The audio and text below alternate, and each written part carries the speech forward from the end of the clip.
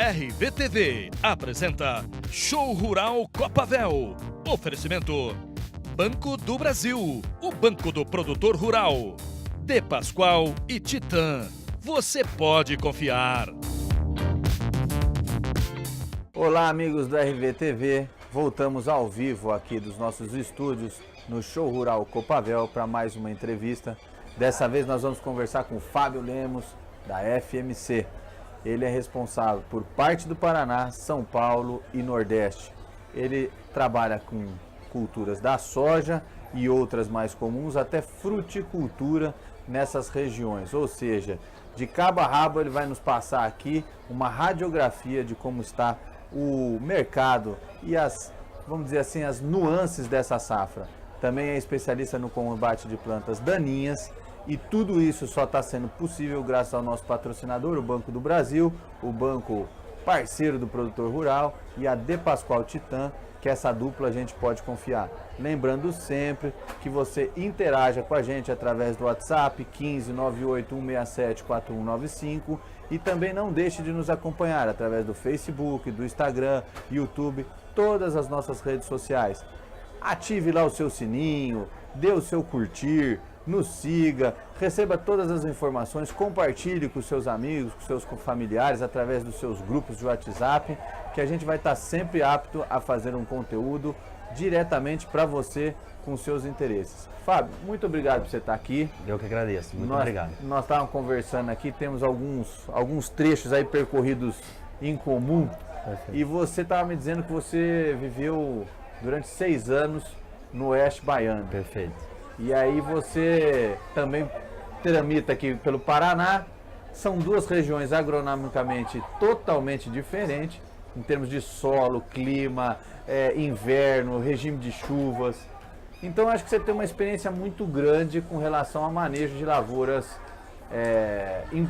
da agricultura empresarial. Eu queria que você desse um resumão para a gente, para depois a gente entrar nos temas mais específicos.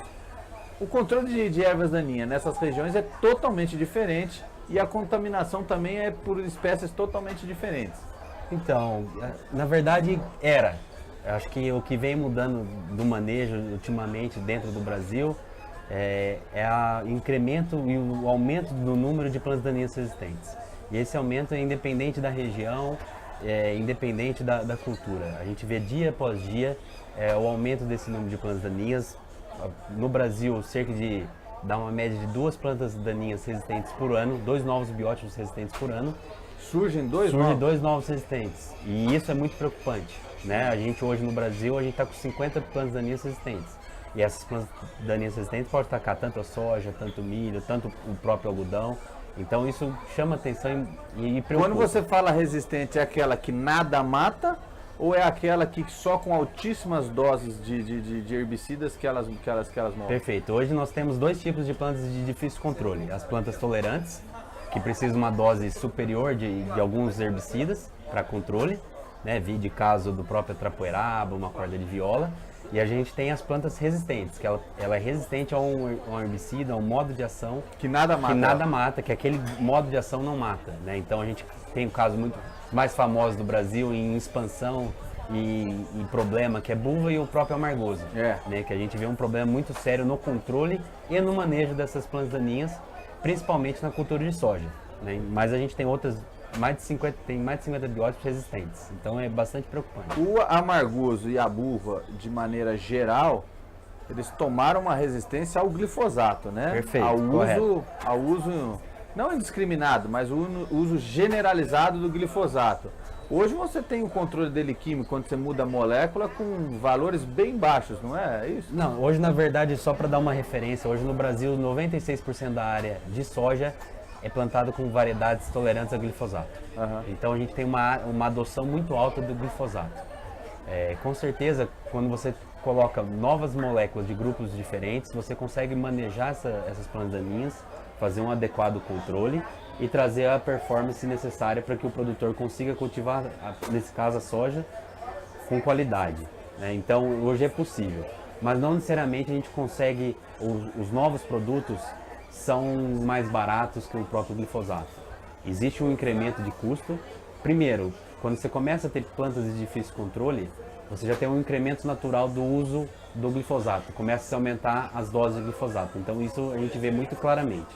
O segundo passo, começa a usar produtos pós-emergência, graminicidas, no caso do amargoso, por exemplo, que já tem um custo adicional, que é maior que o do próprio glifosato. Ele não reduz necessariamente o glifosato e ele ainda tem um incremento do custo desse pós. E a gente vê agora uma migração muito grande para herbicidas pré-emergentes. Isso que eu ia entrar em contato com você, porque eu sou agrônomo, mas também não sou muito fuçado que nem você, muito experimentado como você. Minha região é Minas, é outra realidade. Ali é leite, café, mas a gente está sempre antenado, né? Ossos do ofício.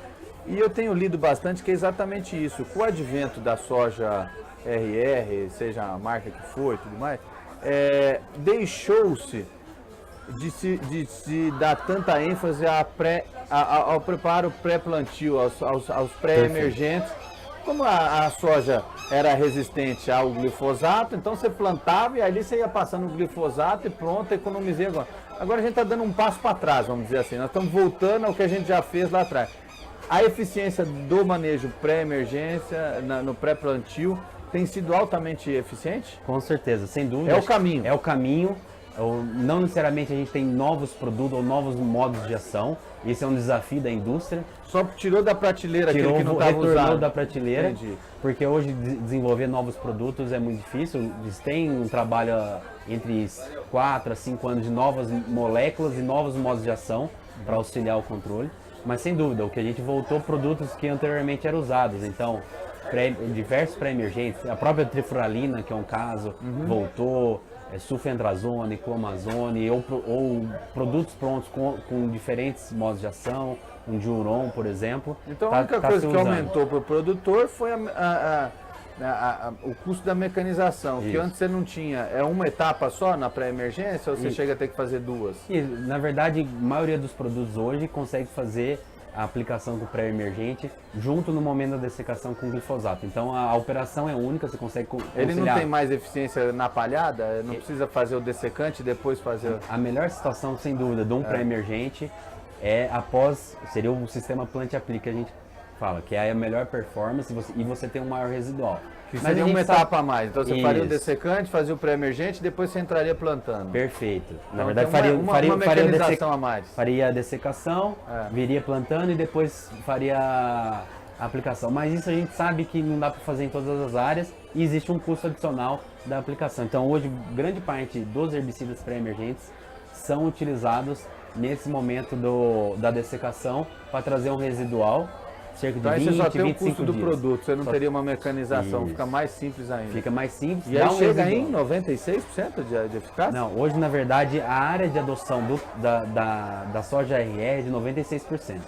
O que a gente espera com qualquer herbicida pré-emergente é de 20 a 25 dias de residual para proteger e fazer aquele controle inicial das plantas daninhas, seja da dessecação, seja das sementes, do banco de sementes que vai emergir, e dar um fôlego para a soja para ela emergir. E aí depois você consegue fazer uma aplicação em pós-emergência do próprio glifosato, qualquer outro pós-emergente, para conseguir tirar a lavoura no limpo.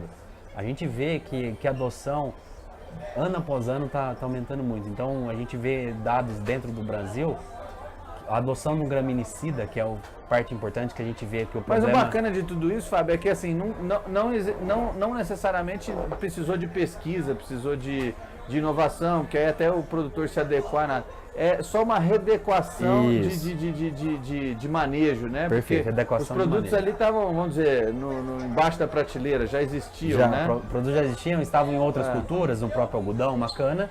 É uma questão de estratégia só, né? Uma estratégia de controle de manejo que é muito importante para o produtor ter essa visão, porque hoje, o problema, a buva hoje ocupa mais de 17 milhões de hectares no Brasil. O amargoso está muito próximo a isso e a dispersão é muito grande. Então a gente tem buva desde Paraná até o Mato Grosso, inclusive algumas áreas, inclusive na Bahia. O amargoso é pior ainda, a gente vê em todas as culturas que pega São Paulo, Mato Grosso do Sul, Paraná e aí é todo cerrado. Então é um problema muito grande para o produtor e se ele não prestar atenção as perdas são grandes. Para nós lá em Minas é trapoeirado. E a trapoeraba é também a dispersão muito grande. Mas a trapoeraba é uma planta tolerante, ela não é resistente ao glifosato, você precisa de doses elevadas. O que existe são estratégias de produtos adicionados ao glifosato para melhorar a performance e ter um controle mais efetivo. E nessas tuas andanças por essa região que você é responsável dentro da sua empresa, que não é pequena, dentro dessa composição aí, o que você está sentindo em termos de safra? Quer dizer, houve realmente uma quebra localizada ou foi generalizada? Mexeu com o produtor do ponto de vista de desestabilizá-lo? Ou dá para segurar essa quebra de produção apostando numa safrinha cheia? Eu acho que, em primeiro lugar, pensando em soja, a gente tem regiões que foram mais afetadas pelo problema da safra, né? O problema climático. Uma parte do Paraná, uma parte do Mato Grosso do Sul, alguma regiãozinha de São Paulo e Mato Grosso. A gente vê com algumas consultorias falando dessa situação.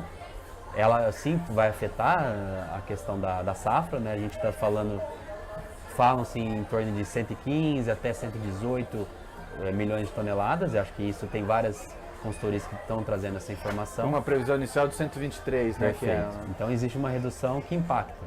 Mas ao mesmo tempo, a gente vê que o plantio começou muito cedo. O plantio começou da soja muito cedo, em setembro. As chuvas vieram cedo, todo mundo animou, vieram, né? todo mundo saiu plantando. E isso foi um lado positivo, porque espera-se colher muito cedo, muita gente colheu mais cedo. E o plantio do safrinha começou mais cedo. Então a janela ideal para o safrinha é melhor. A gente tem muito plantio de safrinha janeiro e fevereiro.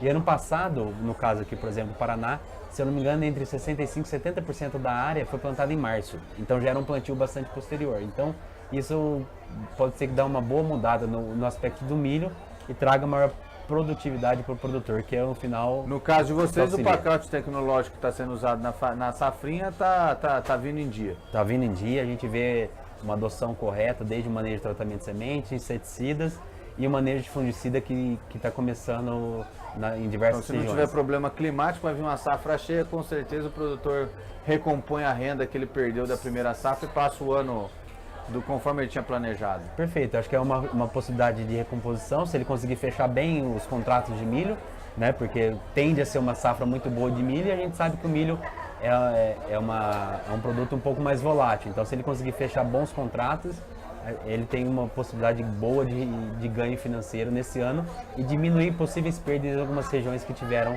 problema na soja. E no Nordeste, como é que tá?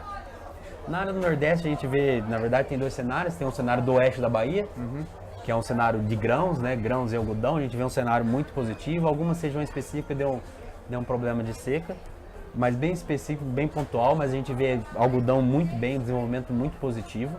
E soja, a expectativa é muito boa. Já nas outras áreas a gente vê fruticultura muito bem, melão, uva. A gente tem uma recomposição em algumas áreas do Nordeste na questão da batata. Isso para o Nordeste, mas para todas as áreas de HF onde tem a batata, muito positiva. A gente saiu a saca de batata de 30, 35 e hoje já vem áreas acima de 100 a saca. Então isso é muito positivo para o produtor de batata, que vinha com problemas nos últimos 2 anos, com um problema muito sério na precificação do seu produto. E aí a renda... É um cultivo caro, né? E é um cultivo caro, de investimento. Não dá, você errar numa safra de batata, você se complica por um período grande, né? Então a gente vê essa recomposição das áreas de batata, mas principalmente do investimento. Então a gente está muito, muito otimista com o ano de 2019, tende a ser muito positivo para a agricultura como um todo. E para o próximo ciclo, vamos dizer assim, começa agora, terminando o plantio da safrinha, já começam as negociações do pacote tecnológico 2019-2020, né? Perfeito.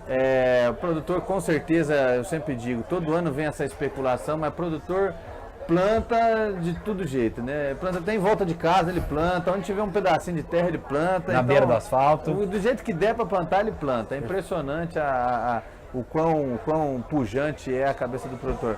Mas o que vocês estão planejando? Tem algum lançamento? Tem alguma novidade? Tem alguma nova, vamos dizer assim, um estudo qualquer em termos de manejo que você pode estar adiantando, que vocês vão estar trazendo aí para o produtor? Eu acho que primeiro vou falar um pouco da agricultura, né? A gente vê várias culturas com um indicativo de alta. A gente vê uma possível nova expansão da área de soja e talvez novamente uma expansão da área de algodão, né? A gente já veio safra Essa safra que está plantada de algodão teve um crescimento de mais de 30% da área cultivada e a gente espera, até alguns dados a gente está vendo, de mais um novo crescimento. Com relação ao mercado, a gente vê novos projetos que a gente tem. A gente está com um projeto bem grande na área de plantas daninhas, né? Seja projeto de campos demonstrativos, projetos com novos produtos que a gente vem lançando, e um projeto bastante grande, projeto com nematóide, que é um problema oculto e que poucas pessoas observam isso. Então a gente está um programa bastante grande, que está rodando mais de 10 estados do Brasil, mais de 50 mil quilômetros vão ser rodados, para mostrar essa problemática para o produtor, independente da cultura. O nematóide é um problema que ataca fruticultura, cana-de-açúcar, soja, milho, algodão. Então, isso a gente quer trazer essa problemática, que muitas das vezes o produtor está perdendo e não sabe onde está perdendo e como está perdendo. E talvez seja um problema de nematóide. E isso independente da região. A gente vê regiões aqui no Paraná, São Paulo, independente da região, o problema do nematóide está aí. E ele pode trazer perda de produtividade, mas e perda de renda e qualidade do produto, dependendo do produto. Ele está muito fechado na cultivar, se ele está usando a certa ou a errada, se plantou na época certa ou não, se ele podia ter... E o problema não é esse, é o nematóide. O problema pode ser o nematóide. E aí ele pode estar escolhendo cultivar, que tem um problema de reprodução do nematóide. Que ela tem um fator que acelera a reprodução e a multiplicação do nematóide. E aí, às vezes, ele está perdendo por causa disso. Então, a gente está com um projeto bastante grande nesse sentido. E é importante porque a gente traz um projeto baseado também num produto biológico, que a gente vê que é um mercado em crescente no Brasil. Muito bom, Fábio. Eu gostei demais da conversa, achei elucidativa e acho que até tem alguns pontos vem contrapondo algumas outras opiniões, mas não contrapondo do lado pejorativo, mas de complementar, você entendeu? Eu estou muito certo disso, de uma questão, quer dizer, esse problema de resistência de planta daninha vem de uma absorção, vamos dizer assim, de uma técnica de porteira aberta. Assim, vamos fazer determinada coisa e sai fazendo desenfreado e acaba não... Porque tudo tem um lado bom e um lado ruim da coisa, né? É a mesma coisa, você quer comer. Comer é coisa boa demais do mundo. Mas vai comer tudo, toda hora, quantidade. Alguma coisa vai dar de errado. Ou você vai ficar muito gordo, ou vai dar um colesterol, vai dar uma diabetes, não sei o que lá. Eu acho que a gente entrou demais numa técnica. Nada contra. Só ficou nela, ficou específica. Só ficou nela, Perfeito. focado naquilo e vamos. E aí veio aquele negócio, como tá fácil tocar lavoura hoje em dia, né? Planta lá, fica passando glifosato e não precisa fazer mais nada e não sei o que lá. E aí começam a aparecer os efeitos colaterais, né? Que é aqueles indiretos. E a gente sabe que qualquer ação curativa, ela traz mais prejuízo e é mais cara, né? E o caso das plantas daninhas é bem nesse sentido. Mas o que me deixa satisfeito, assim, ou confiante, é que todas as soluções já existem, né? Tava ali embaixo da prateleira, foi abdicado, então a gente só está relembrando, refrescando, né? E o produtor, a gente sabe que num primeiro momento, às vezes é até meio reticente a coisa nova, mas como o que vocês estão fazendo e a solução que vocês estão trazendo, ele já conhece, já fez, eu acho que daqui uns 3, 4 anos esses teus índices aí de plantas daninhas resistentes vão ser bem mais baixos. É a nossa esperança. E se a adoção do pré-emergente crescer, a gente já vê um mercado duplicando de tamanho em 2 anos, 2 safras. 2 safras? 2 safras o mercado já duplicou. Então a gente vê que a adoção vem aumentando. E a gente conversa com vários pesquisadores do tema. A questão do pré-emergente é a volta dos que não foram. E com isso, eu tenho visto alguma movimentação também, tem crescido muito um nicho de comercialização de soja convencional. No Mato Grosso, principalmente, eu tenho conversado com alguns produtores. E no Paraná também. No Paraná também. No Paraná também. E eu fico conversando assim com os produtores quando eu vou dar palestra. A primeira pergunta que o produtor faz pra gente é como é que vai ficar o preço, como é que não vai ser. E eu vejo que o produtor, igual a gente estava comentando aqui, que ficou muito focado no glifosato, esqueceu dessas outras. Está esquecendo de olhar também que tem um mercado interessantíssimo de soja convencional que paga 10, 12 reais a mais no saco. E com um custo hectare menor. Com um custo menor de hectare. E eu fiquei surpreso há uns 2 anos atrás, quando eu visitei produtores que estavam fazendo isso. Falei, mas gente, a gente ficou tão focado nessas sojas transgênicas, não sei o que lá. As cultivares não ficaram ultrapassadas, não estão produzindo menos. Ele falou, não, ainda tem umas variedades assim, a gente foi buscar, a BR não sei o que lá, não sei o que lá. A mesma produtividade. E você com 10, 12 reais a mais por saca. Aí no caso do manejo, vocês continuam tendo os produtos todos, vocês não abdicaram dessa linha da soja convencional. Perfeito, na soja convencional o manejo pré-emergente é muito mais importante ainda, né? E a adoção é fundamental com um ou mais de um pré-emergente nesse manejo. Mas a gente espera, a gente está desenhando um projeto grande dentro do ano específico para soja convencional. Porque a gente vê que o Mato Grosso, Goiás tem uma área também bastante interessante de convencional e o Paraná, a gente vê alguns polos de soja convencional e a gente sabe que isso tem nicho, mas a gente sabe que também é importante para incrementar a renda do produtor. Ou seja, tecnologia para soja convencional tem, o mercado está comprador, está pujante, está querendo, está indo atrás, está pagando mais. Perfeito. É um grande advento para o produtor para incremento de renda, Perfeito, né? Perfeito. Acho que é importante ele ver abrir todo o leque, todo o portfólio que ele tem de variedades, de opções de manejo, e ele vê o que mais se encaixa nas áreas dele e que pode trazer mais retorno para a situação dele. Interessantíssimo, Fábio.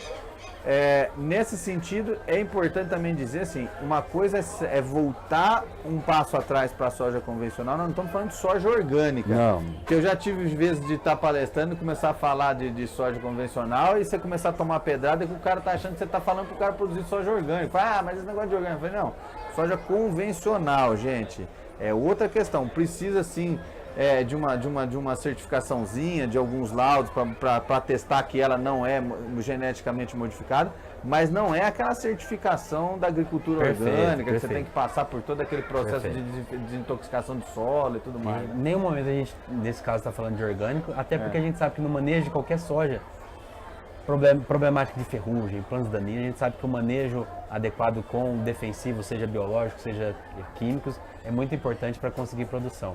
E a gente sabe que o mercado realmente está comprador. A Europa, sem dúvida, é um nicho importante. O Japão é outro nicho bastante importante porque usa soja para alimentação humana, né? Exatamente. E a gente vê países específicos com uma demanda bem grande de soja convencional. E aí uma busca também, gente, que está crescendo, por exemplo, para o farelo de soja convencional, porque daí vai para a alimentação animal e daí ele consegue colocar no selo, por exemplo, do frango ou até mesmo da ração dos pets, né, que não tem GMO. Está uma procura muito grande disso. Tem tradings agora especializados aqui em Brasil só em embarque de soja não geneticamente modificada. Eu acho que para incremento de renda, o produtor devia correr atrás disso. Eu acho que é uma alternativa ele escolher uma parte da área, né? Não entrar em toda a área, porque sim, tem diferenças de manejo até, e é importante salientar isso. Mas para começar a experimentar algumas áreas, reaprender, né? Reaprender. Fez isso muito tempo, Perfeito. né? Mas aí a soja geneticamente modificada veio, mudou o paradigma completamente de como desenvolver cultura, né? Perfeito, ele tem que reaprender o manejo de plantas daninhas e principalmente o manejo de pragas. Isso ele tem que reaprender bastante. Ok, Fábio. Eu acho que a gente bateu um papo muito amplo, dá para ver que você está bem, lógico, você sabe muito mais que eu, que você está diretamente no campo, mas assim, às vezes a gente conversa com um cara de uma área e o cara da área, ele está, assim, como se diz, só tem aquela visão daquela área, daquele nicho que ele está atualizando, que ele tá atuando. E dá para ver que você tem uma visão geral de agricultura, isso é muito importante, mas muito importante mesmo, dá uma segurança. Eu gostaria de te agradecer mais uma vez. Eu que agradeço a oportunidade. Fica as portas abertas. Comunicar ao pessoal de casa mais uma vez que essa entrevista com o Fábio ou todas as outras que a gente está fazendo está lá no nosso site, no nosso Facebook, WhatsApp, YouTube. Por favor, entra lá, se cadastra, segue a gente, compartilhe o conteúdo, mande o WhatsApp para a gente no 15 98167 4195 e saiba que não só a entrevista do Fábio, como todas as outras, só está sendo possível graças ao Banco do Brasil, o banco parceiro do produtor rural, e De Pascoal Titã. Nessa dupla você pode confiar. Muito obrigado, fique ligado que a gente volta a qualquer momento. RVTV apresenta Show Rural Copavel. Oferecimento Banco do Brasil, o banco do produtor rural. De Pascoal e Titã. Você pode confiar.